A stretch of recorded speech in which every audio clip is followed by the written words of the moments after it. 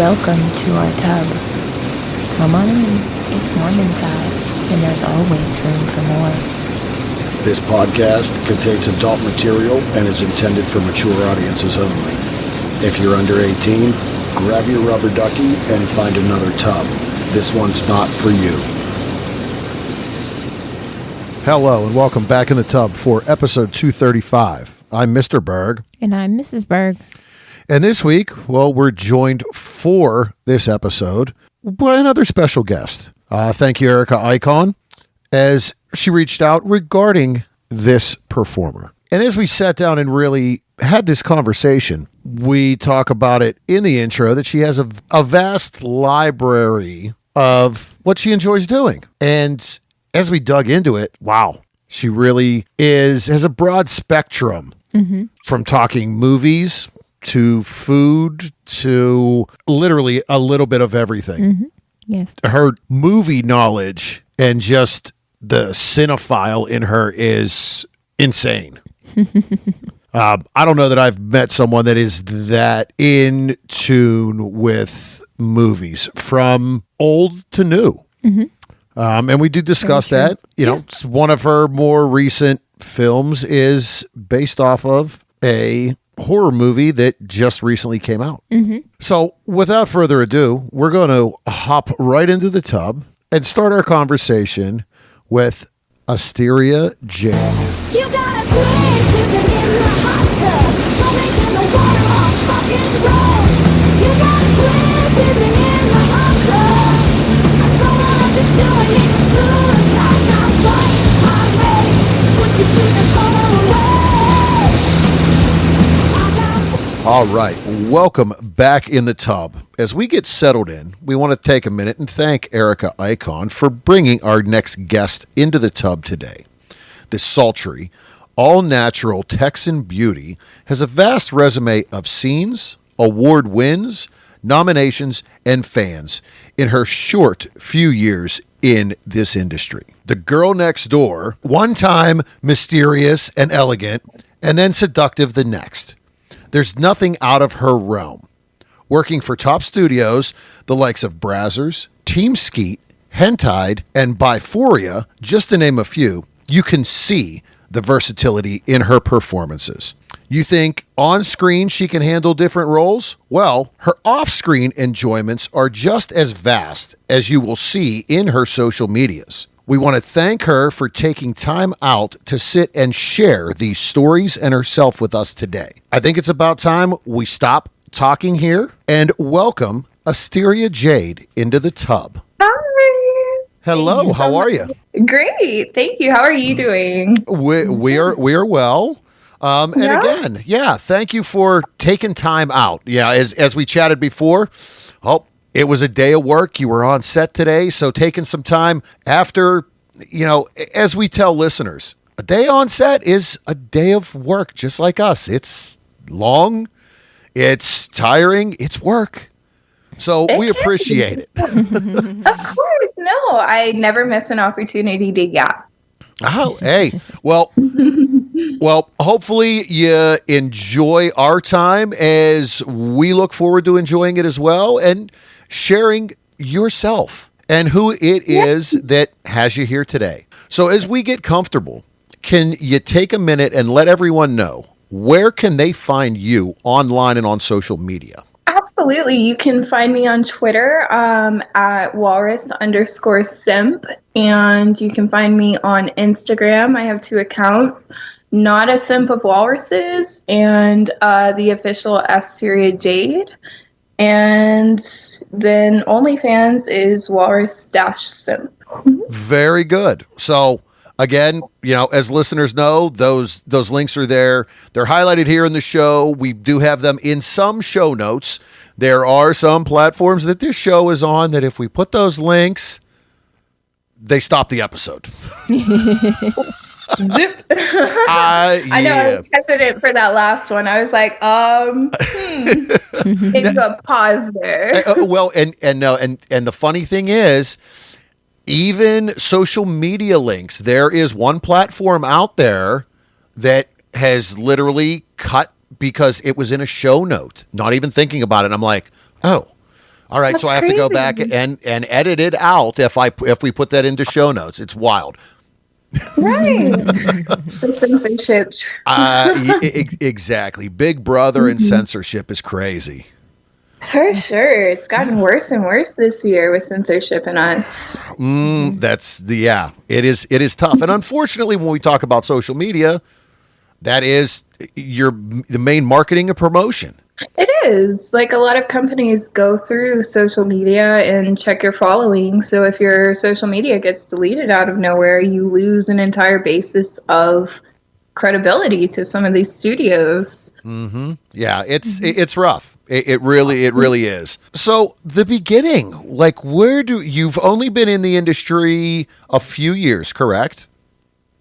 Too. Okay, yeah, and that's what we thought. We always like to double check. We get we Oh, absolutely. we do Yeah. some research, and sometimes it's not right. Yeah, I mean, so many people enter at such a frequent rate. You never know when anyone entered, I feel.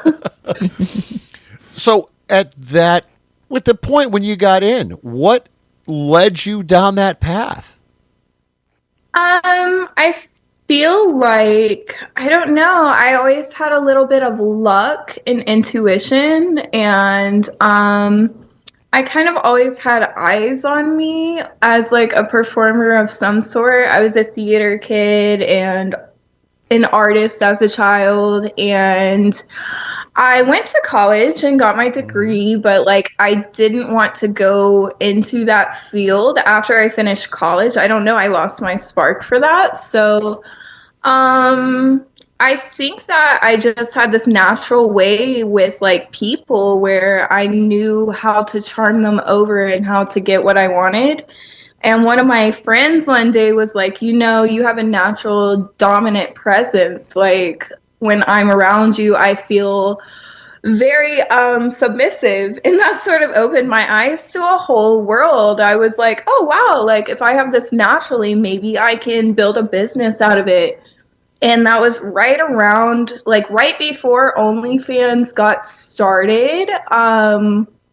So it was like right around that time. And I sort of like planned it with like social media to where I was selling like content packages through that. And I built up a repertoire and a fan base through social media a little bit. And when I had enough, I started my OnlyFans, and I was like super successful to start with because I didn't have like a famous name backing me or anything. You know, I came from like a hick town in Texas. So it was like I just had like a local credibility, and I had built it up locally, like to where enough people wanted to see me in this setting. And I had something that like a lot of people did not have on OnlyFans at the time, which was like building these elaborate sets and these costumes and these lighting designs behind it and really like getting super artsy with it. So I feel like I built that up, and then probably about 8 years into doing that, I had already done a lot of hard limit stuff, and my friend was in like this side of the industry, the mainstream, and she was like, hey, I have an agent that like saw your picture and he's really interested in you. Would you be interested in like doing an interview with him? And I did, and he took me on, and I started working with Hussy models 2 years ago. Yeah, like exactly 2 years ago, a month ago. Wow. So yeah. So it essentially, looking back, it started with the world of OnlyFans, which there's a lot of start around the pandemic time and the explosion. A lot of people explored and experimented there. Right. I feel like it was almost a renaissance of some sort because like human connection was at an all-time high, even though we weren't connected physically, you know, because we weren't exactly allowed to see each other, obviously.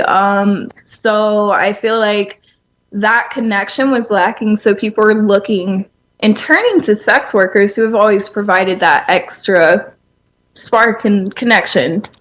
Yeah. And we talk about that quite a bit, we have, because So we have been in the swingers lifestyle for, 17 plus years. And during the time after the pandemic, there was a huge influx of people within the lifestyle, whether it be clubs, on the websites, and essentially because, well, for all that time, they were sitting at home behind their computers and saying, well, I've always kind of thought about this. Well, maybe this. They were searching porn. They were expanding their thoughts and living out those fantasies and desires. So, yeah, it did. It skyrocketed during that time. Yeah, absolutely. I just went to my first swingers club in Miami. It was really fun. I enjoyed it. I was having fun. I was like, wow, this is new. I had previously been like so apprehensive of them because I was like claustrophobic, and it felt very like, okay, maybe someone will get in my space and I won't be able to like, but it was a wonderful experience. Honestly, everyone was super respectful. It was a great time. And that is definitely one thing. We've been to quite a few clubs. There are some that it's like, yeah, but for the most part, overall, very respectful. Consent is a huge word within the lifestyle, and people look out for that.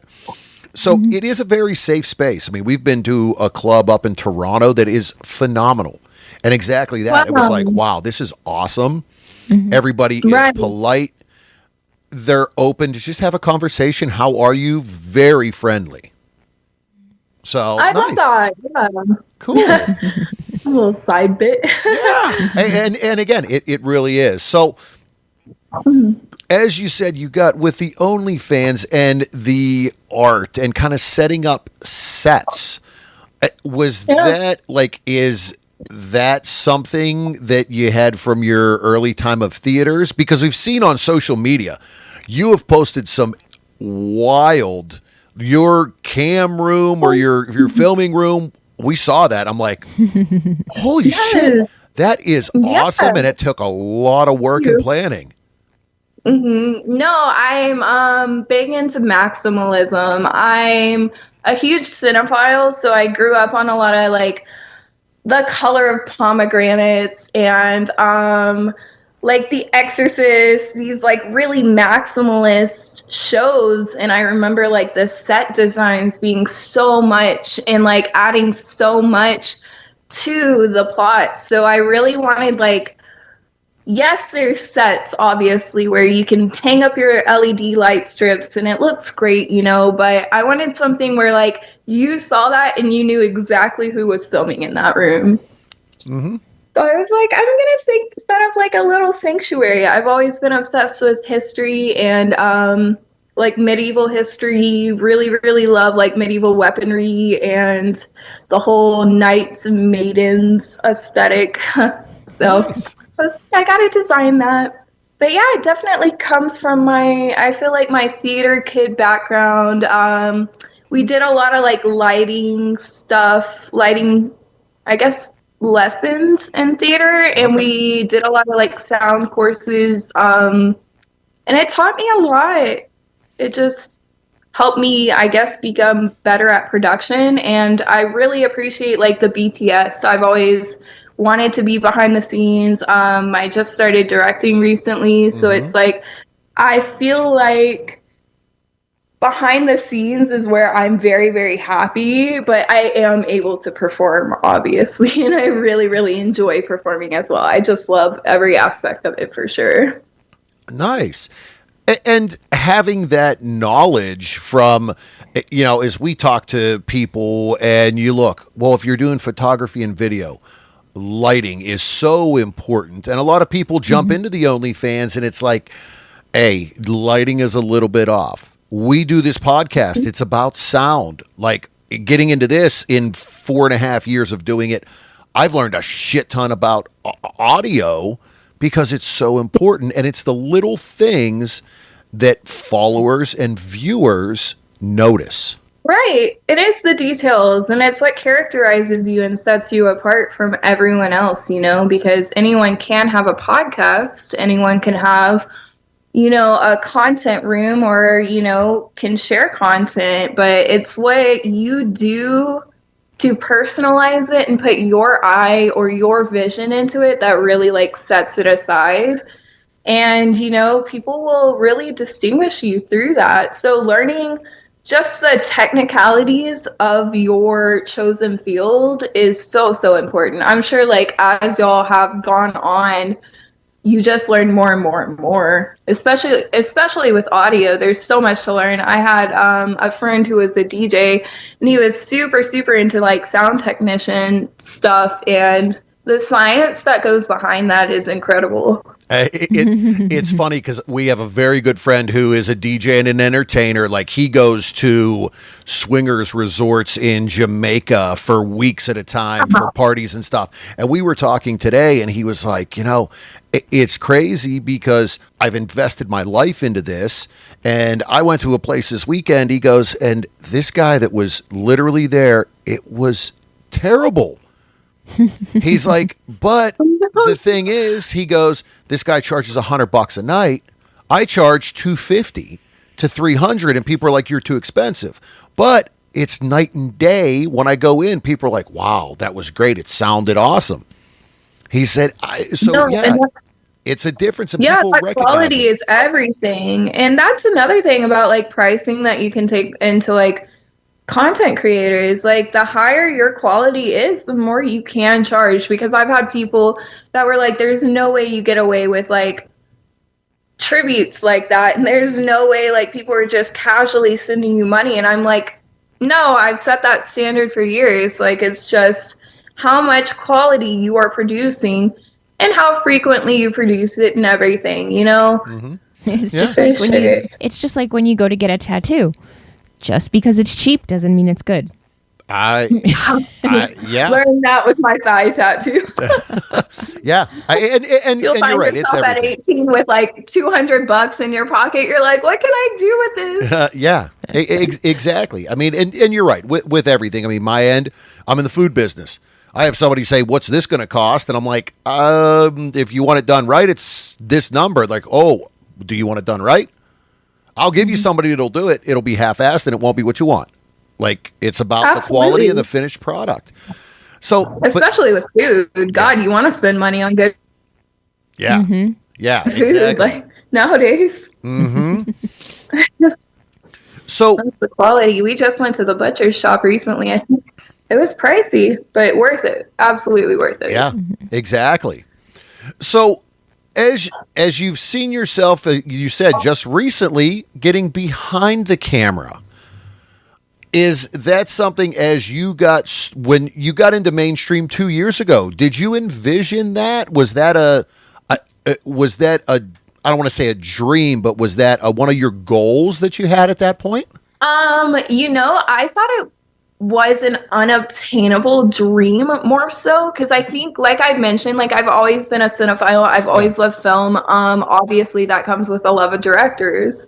So I've always had a huge appreciation and admiration for really like good, distinctive directors, and always wanted to be amongst them. But like, what opportunity do you have when you're from like bumfuck Texas?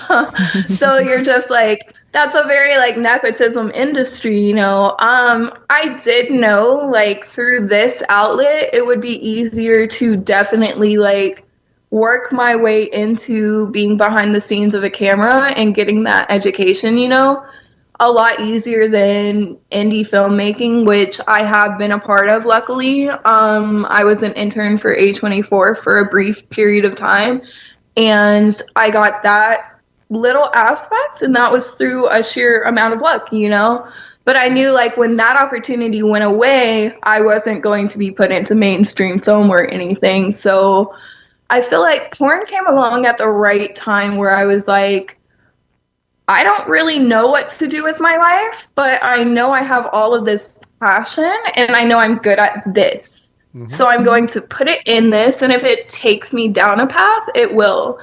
And when I met the man who took me under his wing, I remember he was actually my first film dom opportunity in like mainstream porn. And it was so funny because like I had been a dom my entire career, like I told y'all, like OnlyFans too, but everyone had kept like typecasting me as like stepsister or I guess like a submissive role. And I was like, I'm so good at this, you know? And he put me in, and after that, like I've gotten so many opportunities to dom, but like the best opportunity he like gave me for sure was like hitting me up and being like, hey, I want you to start taking over for me for this site.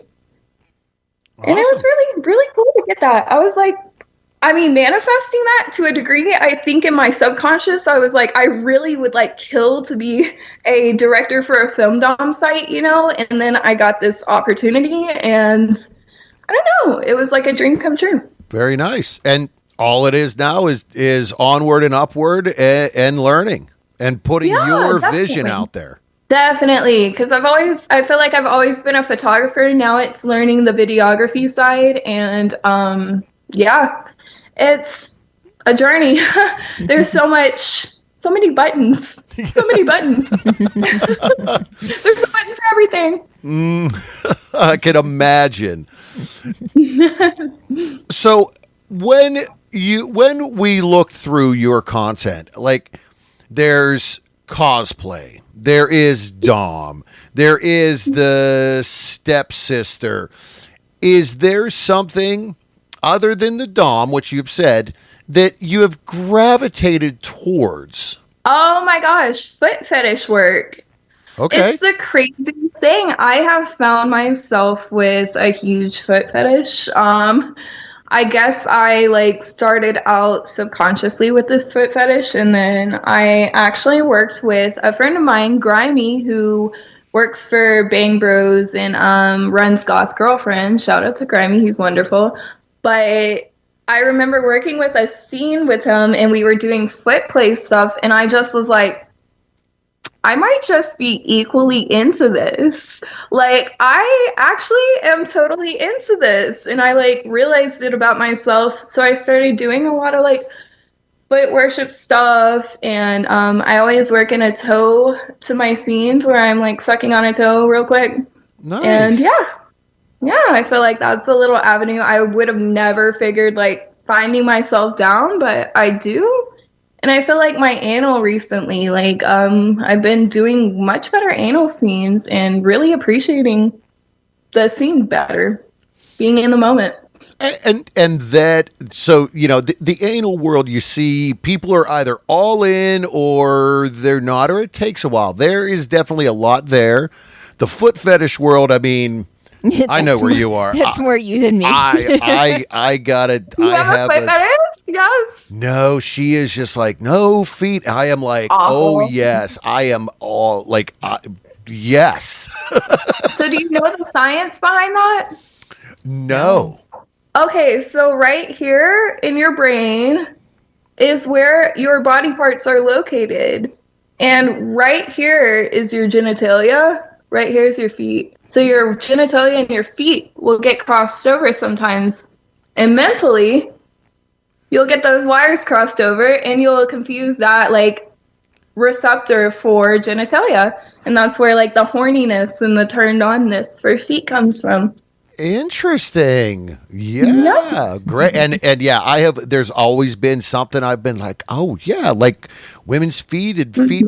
I'm all about. Great. Sign me up. Oh my gosh, yeah. And she's just been like, no. She's like, no. She's like, I don't like my feet. I don't like the way they look. No, I'm like, it's okay. It's not just my feet. I bet you got some gorgeous feet too. It's always the ones with the prettiest feet that like they gatekeep them. They know Exactly. I like gatekeeping your feet. You better give them to me. Yeah, that's how I feel about men's asses. Actually, okay. like I refuse. A woman's ass all day, but like men's, I just can't be convinced they're wiping enough. I can't. Yeah, no, that's. I've smelled men's like poops. No, no, they're not wiping enough. I know it. Hey, To each their own. And that's the best part about this industry in the world is there is something for everyone. And you're going to grow. I love that. Yeah. You're going to find stuff 5 years down the line that you may be like, oh, shit, I never knew about this. I love it. Right. Because I do, like I said, I have hard limit clients. I have my minor in behavioral psychology, and I utilize that for my kink work. And Okay. I have I have clients that are just very, very hard limit, like they'll have amputee kinks, or they'll have like, I want my, and you can't satisfy that legally, obviously. No. So I help them find safer avenues to express these kinks in a healthy sexual manner so they don't harm themselves or harm others. Yeah. And yeah, one of my favorite ones, like he likes sounding a lot. We use that as like a replicant to amputation instead. And I will tell a few people that I trust every now and then about like certain details, and I'll just see them like, oh, I could, and then like months later they'll come to me and I'm like, what's up? And they're like, I tried sounding, I love it. And it's just the funniest thing to see that like progression where they're like, absolutely not. And then it's like an earworm, it gets in their head and they think about it and they're like, but what if I like it? Like, what if I like that weird thing? Mm-hmm. And there is so much. I mean, we've grown like, and we talk about it because when we really got into swingers, there were the BDSM kink and swingers were separate. Very separate. Very separate. It was a hard line, and our line was no, we're not like no impact play, no none of that stuff. Other than like a swat in the ass. Yeah. And literally a few years ago, we were at an Exotica convention, and somebody in the dungeon. This was the earworm. Somebody in the dungeon was getting flogged, and I looked at him and I went, I wonder what that actually feels like. I'm like, the flogging. Oh, I love flogging. and essentially, we were like, I'm like, okay, and we went and told a great performer friend of ours.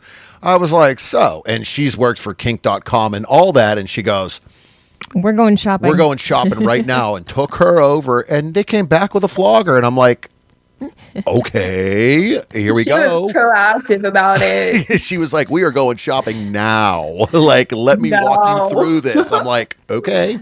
We still can't get past about. Did you love it? Did you enjoy the flogging, my lady? And we still can't get past about 5 minutes before I'm like, just take me now.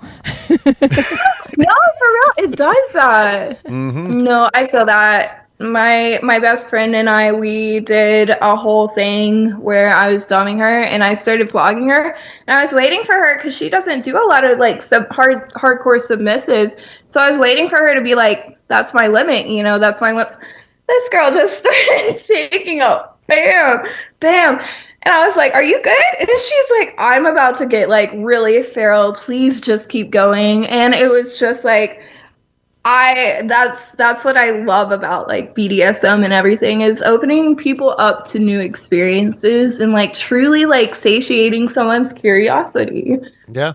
And that's exactly what it is about. And yeah, literally we get to 4 or 5 minutes and she's like, put it down now. I'm dripping down my leg. I'm like, oh, I love that. Yeah. Chef's kiss experience. Yeah. It's like, I love that. But, I've also experienced things that I'm like, no, I've tried it and it's not for me. Yeah. And that's it. 100%. Like, I think that's what is so cool about like sex and exploration is like you really get to know yourself. Like, I know everyone acts like sex workers are so lost and we don't know who we are, but I feel like we are so close to ourselves, and we truly, most of us have a grounded sense of identity because we have no shame behind exploring, Yep. Mm-hmm. We've already lost that shame. Yeah. Yep. There's no judgment. And guess what? I'm exploring. And at the end, it is about you and your explorations, not anyone. Like, yes, there's other scene partners and everything, but it's about you internally.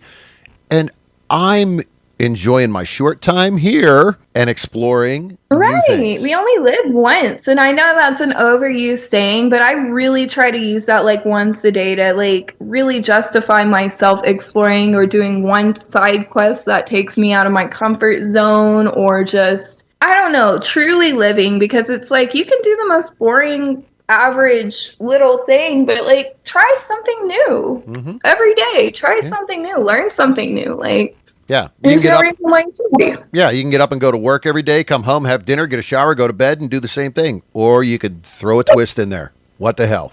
Right, absolutely. Yeah. So, throwing a twist, the question would be, so when you're not producing and filming content, what is Asteria Jade off camera? Oh my gosh. I feel like I'm stubbing my toe a lot. I feel like I spend like 70% of my life stubbing my toe. So I paint a lot. I read a lot. I used to sew a lot. I don't sew anymore. I watch a lot of films. Like I said, still a cinephile to my core. Anytime I get a film suggestion, I don't care if they tell me it's like not that good. I'm gonna go watch it. Like, I love a film suggestion. I expect 2 film suggestions from you guys. It's like my trade-off from people, because I just absolutely, I adore film because it's seeing people's perspectives. And how do we do that? How do we see people's perspectives if not through film?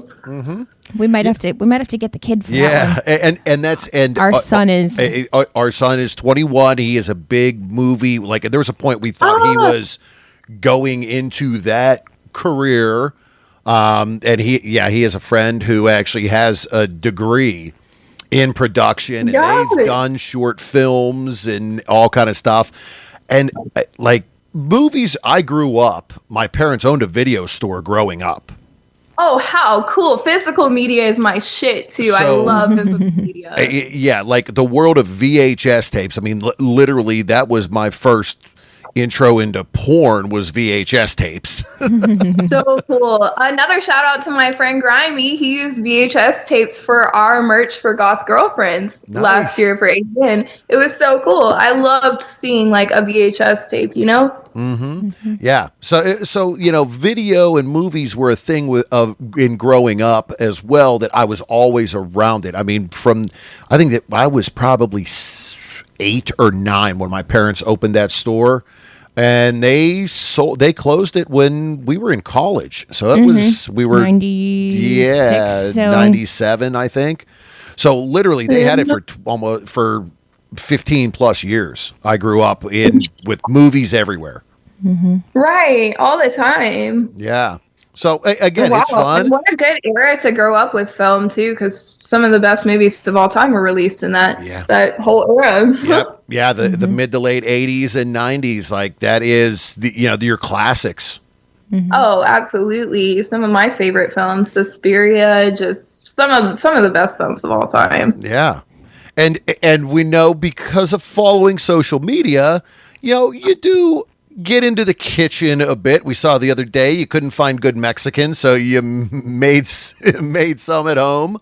It's killing me. I'm from Houston, Texas, but not just that. Like, I grew up, people kind of know it, maybe Port Arthur area, which is a very like Creole, like Vietnamese barbecue fusion of the world. It is this multicultural melting pot, and you have like Creole people, you have people who are from Vietnam that have lived there for generations, you have like a bunch of different people, you have like this southern like soul food cooking, and it's all fused into all these different dishes, and it's just, I went from that, plus having an Italian family growing up, like my nana cooking stuff from scratch, like to Las Vegas, which I was told was a staple in the food industry, and it just has failed me. I feel maybe I'm choosing the wrong places, but I have been led astray.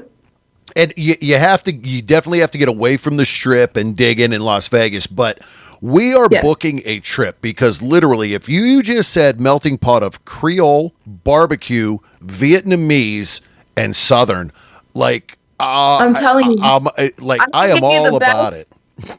The best barbecue is in Port Arthur, Texas. It's called Redbird Barbecue. You can only get it on the weekends, like God intended. Because look, it takes a week to properly season and sear and marinate and everything. Yeah. A proper brisket and proper meat. I actually we recently, because my partner loves the shit out of me, so anytime I put in a little like princess request, he will go out of his way to like find it. So I have been bitching about barbecue for like since I moved here, so 2 years now.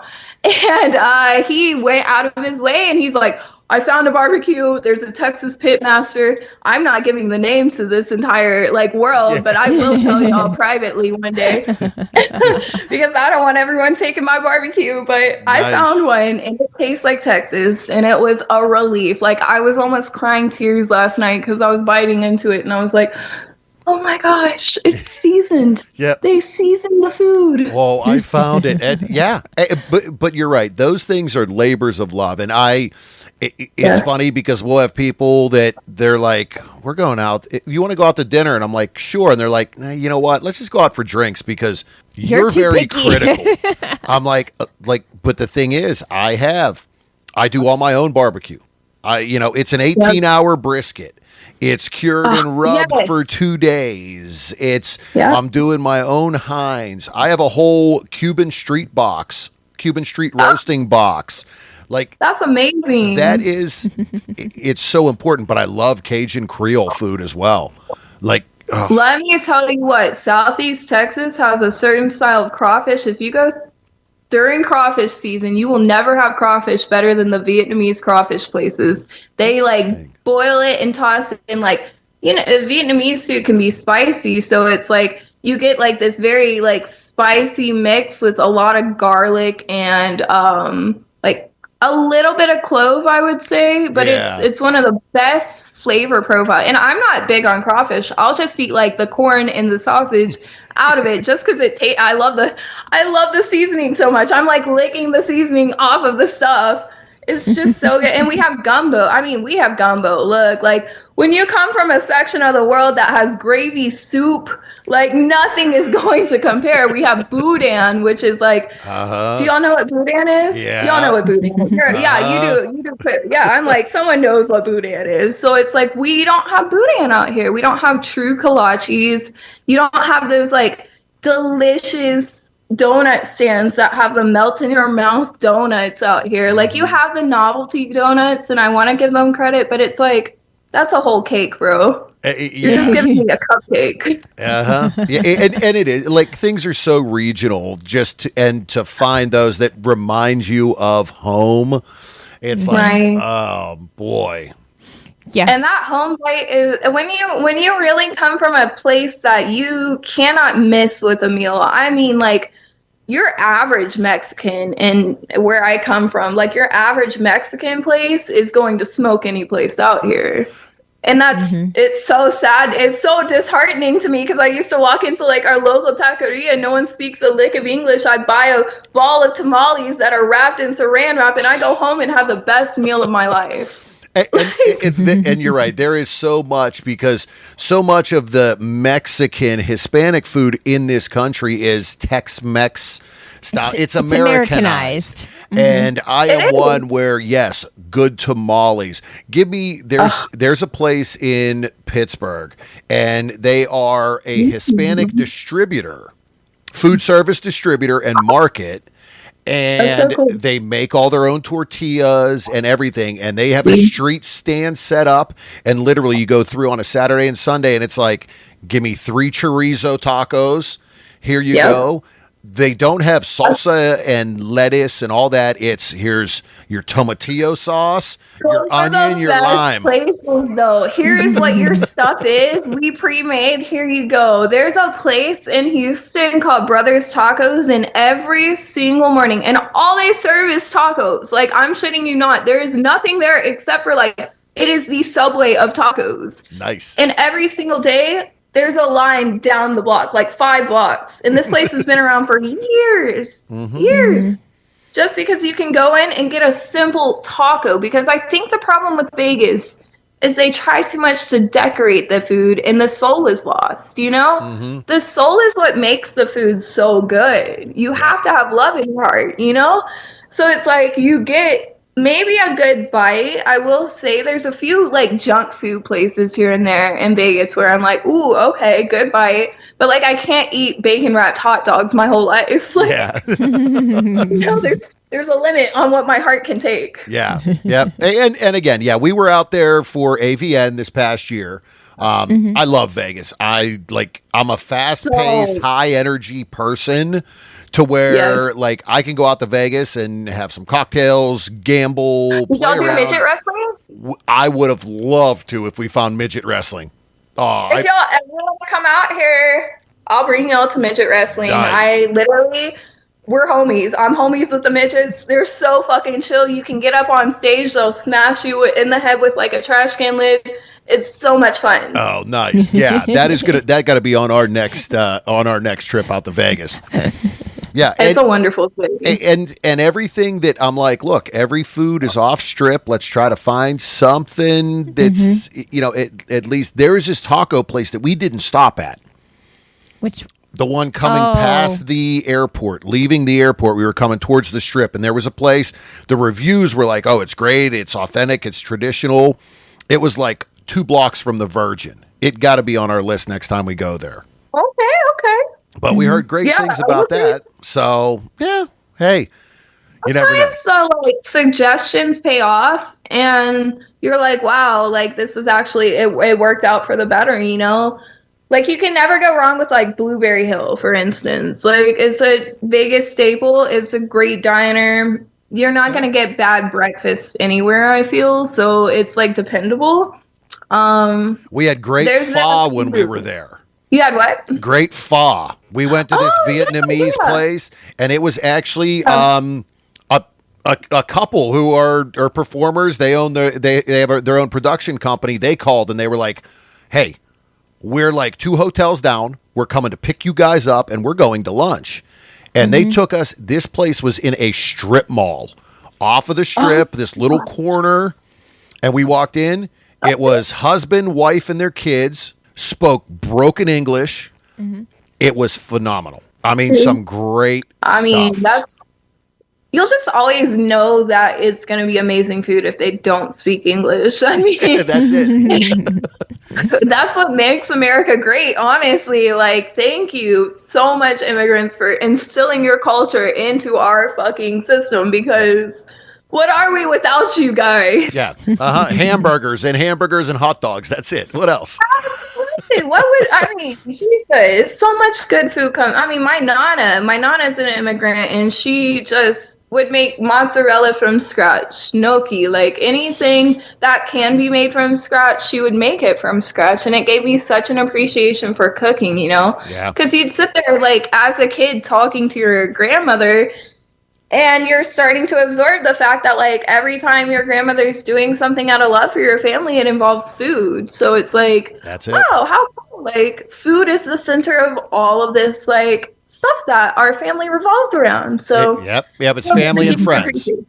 Yes, absolutely. And there was always food on the table. So I always considered, like, a huge sign of prosperity. Like, do you have food on your table? Like that's your sign of prosperity. Like, can you go home, get a snack out of your fridge? You're doing great. Like, you're doing much better than you think. Yep, exactly. So as we said, we were in Vegas for AVN. From the convention circuit, do you do convention? Now, you were at AVN.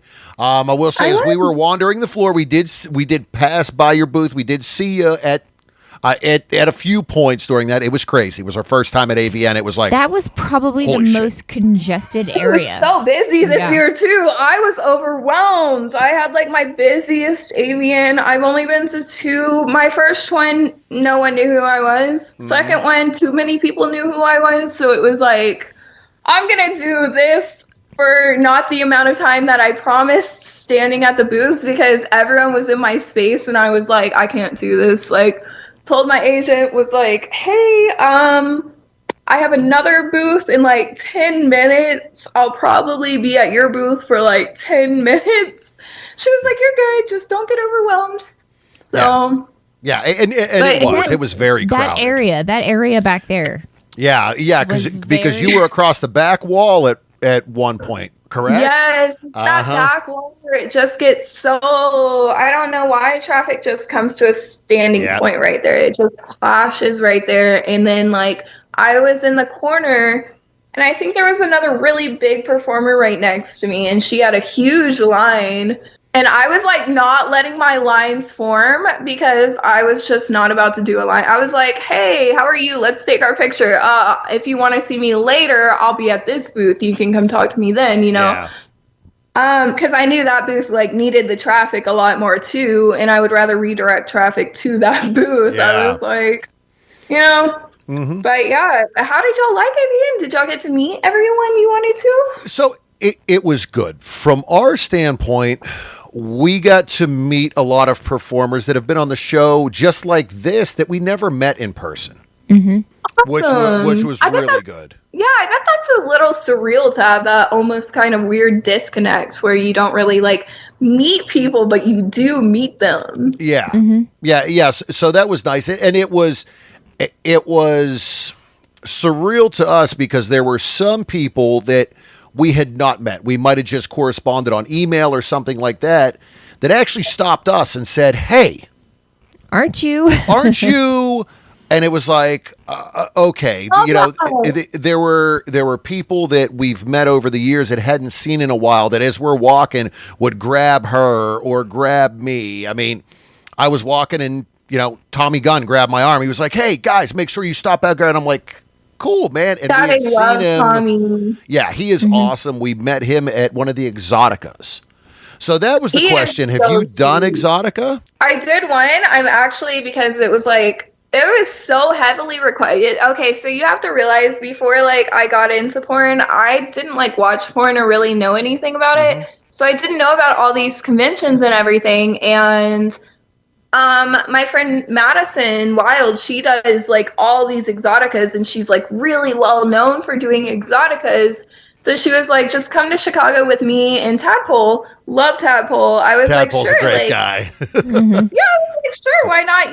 Like I'll film shit for him while I'm out there, get some experience. Like, I like to push my social boundaries because like I'm the most antisocial social person you'll ever meet. So like I'm very outgoing, but I have a battery. So it's like I can do this for about 8 hours nonstop and I will be like the entertainment of the entire table. I will keep people pulled to that table. I will be like, what's up, everyone? Like, come see this, come hang out. Let's do this. Let's twerk. Let's do shit, And then like the second I leave that, I'm like this, like, yeah, light switch goes off. Like, you need a break. Like no one fucking talks to me. Like get turned off. Like so, it's like I think I tested the waters with Chicago and I loved it. I had so much fun. So I'll definitely be going to New Jersey.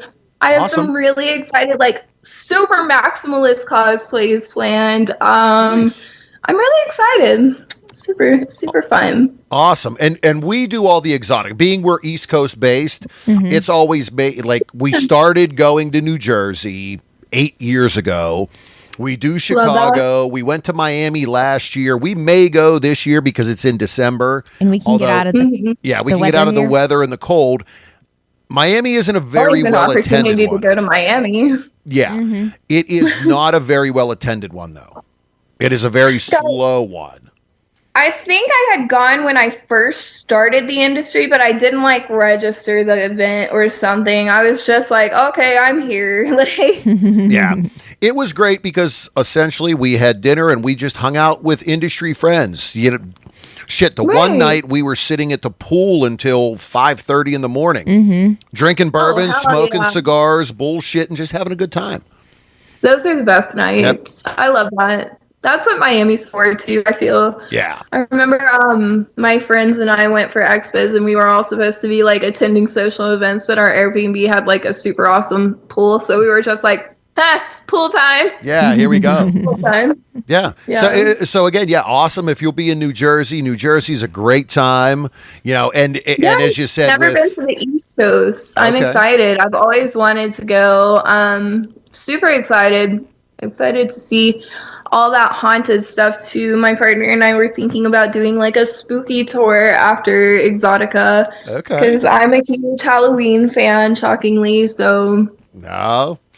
So you do. So then you will at some point just need to book a trip in October and go up into Massachusetts to Salem. that's what he wanted to do for me. He was trying to like book a whole hotel and everything, and apparently they're already booked out. I was like, oh my God. It gets busy. Salem is an awesome city. Right. We met in Rhode Island in college. So literally we were an hour drive from Salem. I love Boston. It's a great city and Salem is fun.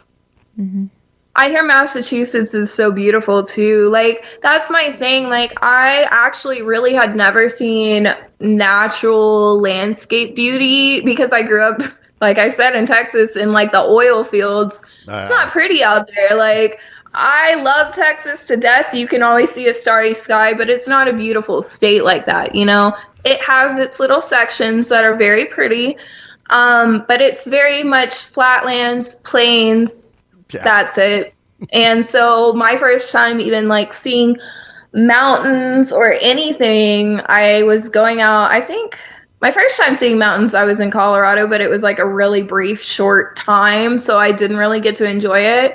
And then like my second time was driving to LA. And I remember just being like taken aback. I was like, those are mountains. So I imagine I'm going to have like the same point of view when I see like the East Coast and all this stuff, all that old architecture too. I love history. I'm starting to love architecture because it kind of goes hand in hand with history. So I'm like taking art history courses and like I'm learning a little bit about like architecture alongside that. Okay, so yeah. it's really cool. Yeah. And yeah, so that New England area, again, like Boston with all the history and everything, it's great. In New Jersey, you're only about, I think it's a 25 to 30 minute Uber ride to Manhattan to get into New York Wow. City. It's that close. I never realized they were that close. Wow. Yeah, where Exotica is in Edison, Yeah, it maybe is 40 minutes at the yeah, most. with traffic and stuff. Because there are people that we know that Uber down there every day, and they live in Manhattan, and they Uber down to the convention and then Uber back. It's like a $30. It's like a $30 or $40 cab ride. I've never been to New York. Everyone's always asking when I'm going out there, and I'm like, I'm kind of scared because I feel like I would collect all the pigeons and all the rats because I really like pigeons and rats and start a little like pigeon rat army and leave porn. Just become like the crazed pigeon rat lady of New York City, you know? Like the lady from Home Alone. How does she do what? Like the lady from Home Alone. Yeah. The lady in the park with all that. I got reference to her the other day because I was like, you leave my pigeons alone. We're having a pigeon issue at my house right now where my partner really does not like the pigeons dwelling, but I'm kind of like egging them on. I'm like, those are my dudes, Larry and Frank, like leave them alone. And he's like, Larry and Frank keep shitting on everything. Like, get them away from my house. Yeah, that's the problem. Like, there's no patio furniture because they keep shitting on it. They're shitting on the porch. Right, Yeah, come on. It is becoming an issue. I will say Larry and Frank are not potty trained. We're working on it. Well, again, we look forward to meeting you in person in New Jersey. So, are you going to be with Tadpole? Are you going to be at his booth, or still undecided, or not sure? I'm not sure. I love Tadpole, so I'll probably be hanging out with like Madison Wild and everything because she's a sweetheart. Yeah, I just stick by her side. I'm like, this is my homie, so we're gonna hang out. Yeah, we've met her a few times. I think we did a brief interview with her actually in Miami on the show, but we haven't had her on for a full episode. But yeah, she is a sweetheart. Every time we've talked to her and run into her, Tadpole, every time we see him, great guy as well. Right. Yeah, I feel like Tadpole gets so overlooked just for the whole physical aspect, but really, like, he is an innovator in this industry, you know? Without a doubt. He really is. So I'm really proud. I'm really proud to see his growth. He's doing great. yeah, yeah, it is. Award nominations, award wins, everything. It really is good. Yep. Yep. So as we kind of wind down here, anything coming up in the near future that you might be able to give a peek under the hood on without giving too much away? Little teasers. Give all this because I feel like this episode will probably be out after this scene. We'll be a few weeks out. Okay, perfect. I have a really amazing opportunity directing and starring for a parody of a very famous horror film that just came out, Obsession. And I will be playing the lead as Nikki for VR Bangers. And I'm so thrilled that they're giving me this opportunity. That company has had so much faith in me. And they're really, really amazing because they were like, if you could direct any scene or like be a part of any scene, I was like, immediately, I have had an obsession with this film and wanted to be directing it and started like writing my little porn script for it. Like the second I was watching it, it's like the first film I think I've ever watched that like actually gave me chills. I was like in the theater and I was like, oh, whoa, okay. I actually am like appalled by that behavior. So the funny thing is, our son and I he was just telling me about this movie. I was going to say, I know he had said he night. watched it or something. Yeah. He works at a movie theater. He's an assistant manager at a movie theater. So he has seen, awesome. And he was actually telling me about that movie in particular. And, it seemed a little... No, for all the hype, like I usually like I'll hear hype about a movie and I'll get excited too because I'm like, yes, the people are excited for film. Like, yes, I'm really excited to see this. But there's been a few disappointments in the past couple years where people have overhyped it, and I'll go and like hop on and be so excited to see it and go and see it, and I'm like, that just wasn't it. Yeah. Man. Yep. It's one of those. Yeah. But both Backrooms and Obsession, which Backrooms, like SCP lore is so dear to me. Like I am obsessed with SCP. Like Backrooms lore was already very precious to me. So when I heard the release of this film, I was so excited.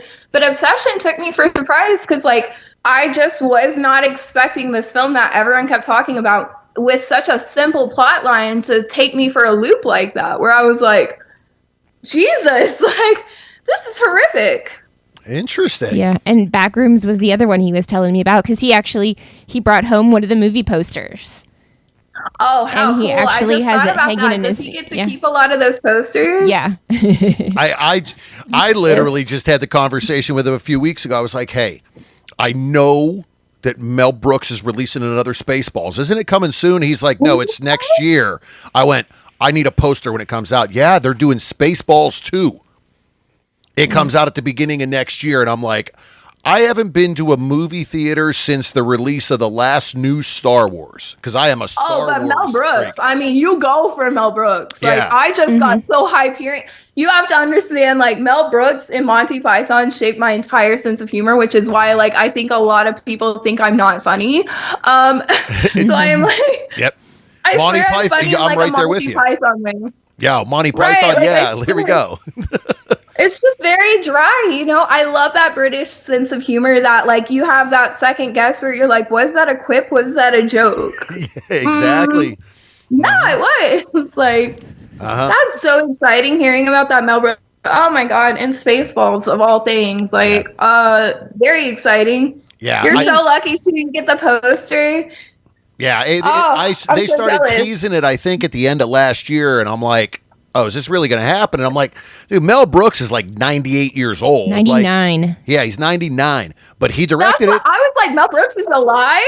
Yeah. I think he's in it too. Like, Yeah, he is in it. Yeah, he makes a cameo in it and everything. I'm like, but yeah, they're like, it's sometime at the beginning of next year. I'm like, all right, that'll be I the better next see one. everyone supporting that regardless of generation. Like, everyone needs to go see that. And again, we haven't been to the theater since the release of the last new Star Wars. I didn't even get to see The Mandalorian. I gave my Twitter a whole fun, because I like to play dumb to my Twitter sometimes because it's just funny because people are like, how do you not know that, you know? And I did watch Star Wars for the first time. Obviously, like, I know the tropes and everything. I know the whole plot line and synopsis. I know Anakin's a bad guy. But I was like, you know, this Anakin fella, he seems like a real swell guy. I'm excited to see his story play out. Like, seems really cool to me. And then as it was, like, going, I would give him updates. And I'm like, no, Anakin, why? Like, why have we done this? Sometimes you got to have fun with your fans. Still, yeah, it's still kind of a vibe, you know. Anakin just loved a girl a lot. Kind of still, I kind of still support him. Yeah, I'm very much a big Star Wars geek. I have been for a long time. I am the antithesis of that. I'm a Lord of the Rings girly. I want to like Star Wars, and I feel like the trilogy I watched, which is actually surprisingly, I learned the trilogy that everyone hates. I loved it. I was like, this is really good. This is like the best of Star Wars that I've seen. I think with Star Wars, what it is, I grew up with Star Trek, and I like Star Trek, but I've never been a huge like sci-fi adventure type of person. Yeah. Like Interstellar, yes. But, like, Star Wars, Star Trek, it was never my, like, cup of tea. Blade Runner, Cyberpunk. I love the aestheticism. I love the way it's filmed. Plot-wise, you lost me. I'm just like, okay, it's another sci-fi movie. It's all right. Yeah. It's okay. But I do, like, I will say that trilogy made me have an appreciation for, like, the actual deep set lore of it, because it really, like, plays out so deeply, and I had no idea that there was that much lore to it. And what they did, yes. They made it, they extended it to make it that deep, and it's been like, wow. And they've continued to spin off. At first, when Disney bought it, I'm like, oh, they done fucked it all up. Here we go. It's over. Right.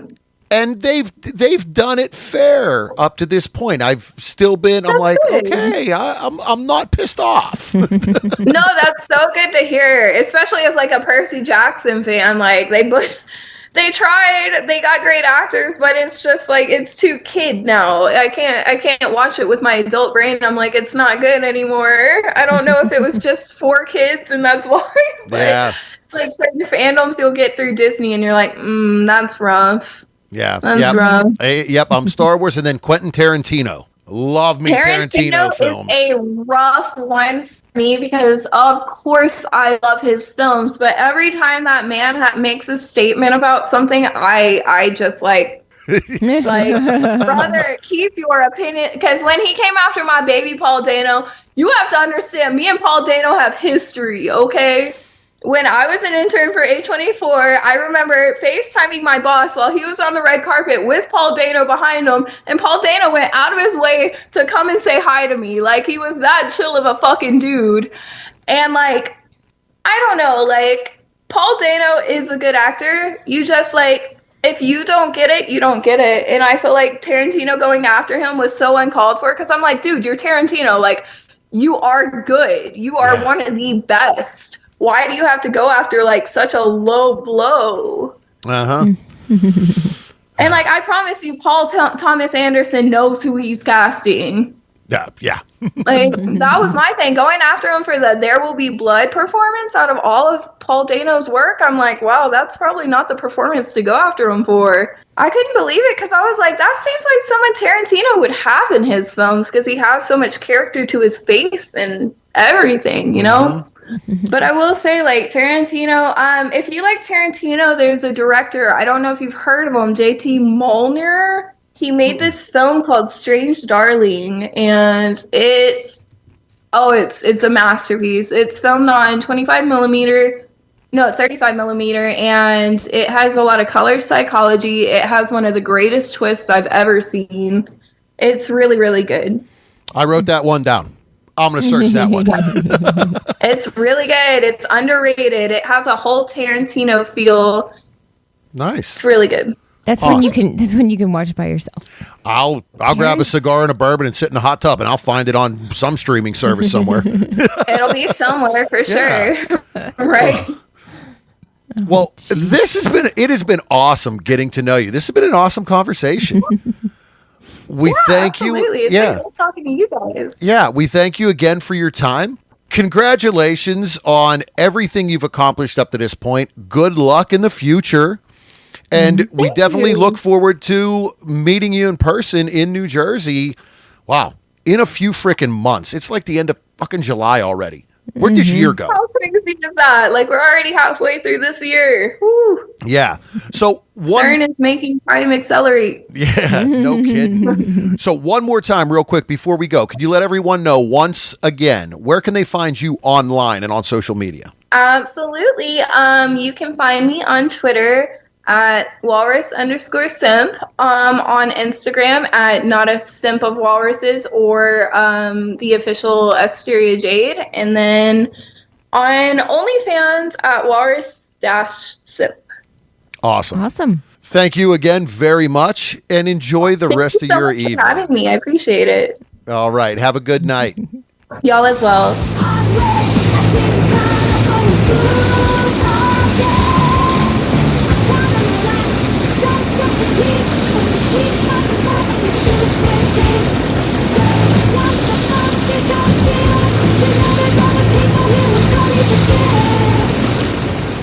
Wow. That conversation could have went on for another hour. Yeah, definitely. Definitely. I mean, we even chatted for a while after we cut the recording. Yeah. She was personable, conversation flowed. Very much so. And as we said at the beginning, we talked a little bit about everything. Yeah. Yes. Intelligent, well-spoken, vast knowledge of a lot of things. And, well, look at her on-screen performances and her content creation. And now her behind-the-camera work. Foresee a long future on both sides of the camera with award wins and nominations. So, again, we appreciate her time. It was great having this conversation and getting to know her a bit. And, well, maybe our paths will cross in person at some point in time in the future here. Hopefully. Yeah. But with that, well, I think we're going to wrap it up again. That's a wrap, folks. Don't forget to follow us on our social medias. Berg Couple for Fun on Twitter and Instagram. The Bergs on Facebook and Reddit. OnlyFans Yeah. what's the OnlyFans? There's two of them. There are. Did you? Yeah, I remember that one. There's two of them. So there is ours. Is Berg Couple for Fun, but then Yes. Mrs. has her own. That's right. Oh, and that is Mrs. Berg. all right. So you can catch us there as well. You can hit us up on email, thebergs@inourtub.com. Right? Our website is inourtub.com. Catch us on Free Swap or Full. full Free Swap. Full Swap Radio. See, you asked me if I remember my Free lines. for all swap. I mean, hey. On more the Full Swap merrier. Radio. Yes. Monday at 9 and Fridays at 1. And hey, keep an eye out on those social medias as well. That's where our travel plans and the upcoming where we gonna be is gonna be. So, with that, remember to pay for your porn. Support all the wonderful, beautiful content creators and performers that we have on this show, that we know within the industry. Take care of yourself, mental health. Do what makes you keep ticking and being yourself. Remember to wrap it before you tap it. Lick it before you stick it. And until next time. We'll keep the lights on and the tub warm for you. I got